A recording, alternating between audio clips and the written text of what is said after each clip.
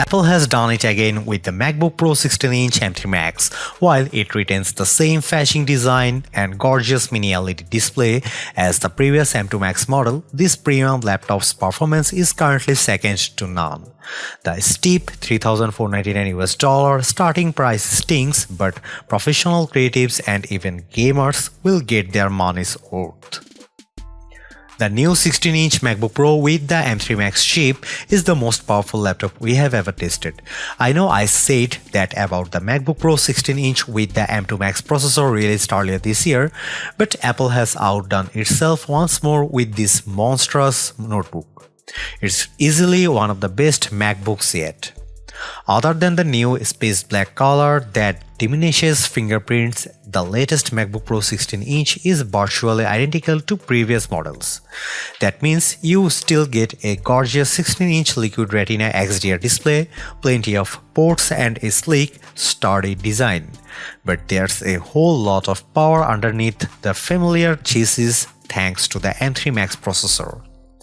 To be clear, the 16-inch MacBook Pro with an M3 Max chip isn't for everyone, and not just because of its lofty $3,499 starting price. If you are a creative professional who works with 8K videos, then this beastly laptop should facilitate your workflow. Similarly, the M3 Max chip also makes this MacBook Pro a powerful gaming rig.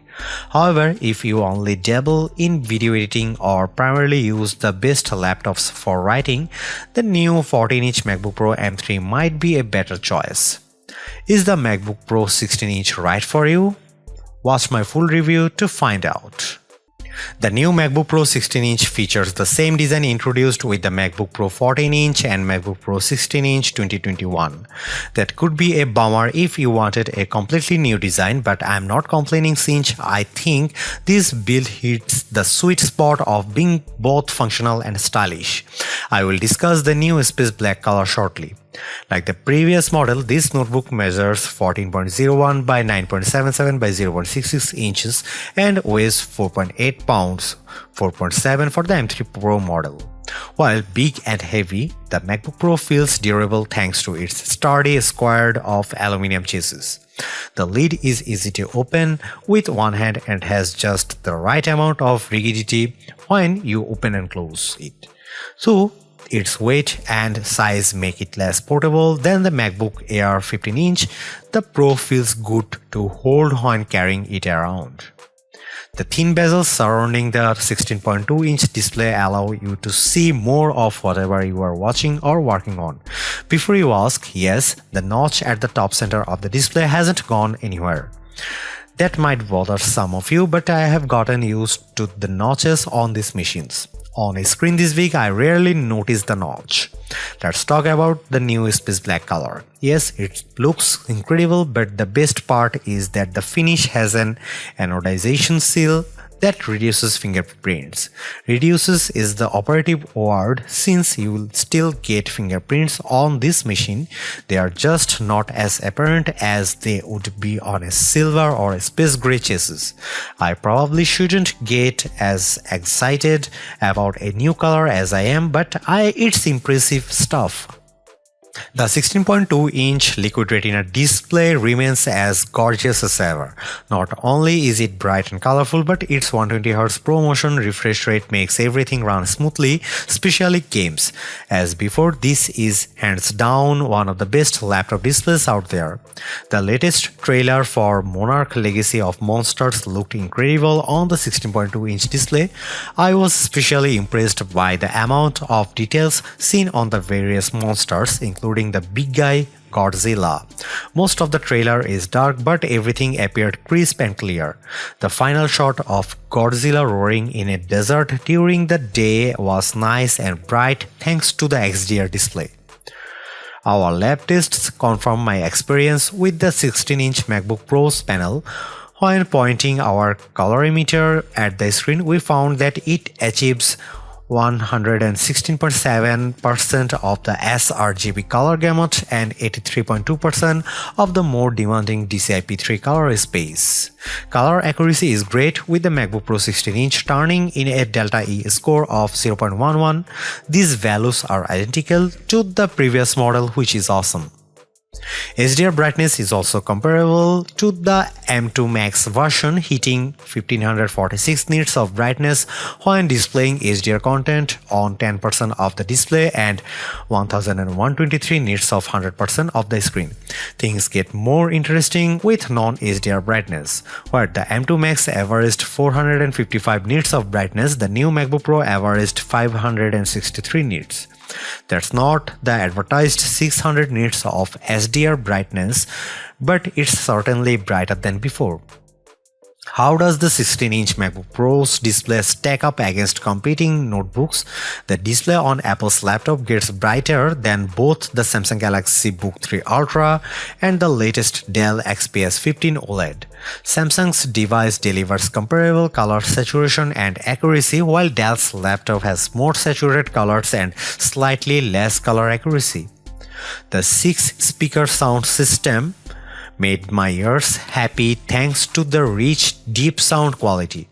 Roaring monsters and booming explosions in the Monarch trailer sounded cinematic, with even small details coming through clearly. The detuned guitar riffs in Nevermore's Enemies of Reality sounded appropriately bassy. Overall, the laptop's speakers deliver excellent sound on podcasts, movies, and music. During its Scary Fast virtual event, Apple boasted about the M3 lineup's enhanced GPU. All M3 chips now feature dynamic caching, which allocates the use of local memory in hardware in real time and only uses the exact amount of memory needed for specific tasks. Hardware accelerated ray tracing is now possible thanks to the new M3 chip.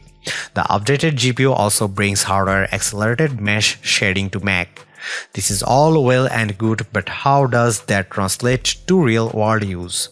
I found that gamers like Baldur's Gate 3 and Lies of P looked exquisite on the M3 Max-driven MacBook Pro 16-inch, with their respective worlds rendered in stunning detail. The living environment in Baldur's Gate 3's opening, with its pulsing red walls, made me feel appropriately uneasy, as did the corpse train station in Lies of P. Frame rates also consistently high on both titles, fluctuating between 70 and 130 frames per second, depending on the amount of on-screen action. Lies of P has an option to enable or disable metal effects, which is Apple's answer to Nvidia and AMD's upscaling technologies. Frame rates remained in the 130 range with metal effects enabled and around 70 to 80 with the feature disabled. Baldur's Gate 3 didn't have this option, but its FPS remained high throughout. The M3 Max MacBook Pro also performed well in our lab tests. In the 3D Mark Wildlife Unlimited 3D Performance test, the M3 Max MacBook Pro 16-inch scored 31,271 and averaged 187 frames per second. In comparison, the MacBook Pro 16-inch with M2 Max scored 13,000 and averaged 77 frames per second. That's a mighty huge boost in graphical performance.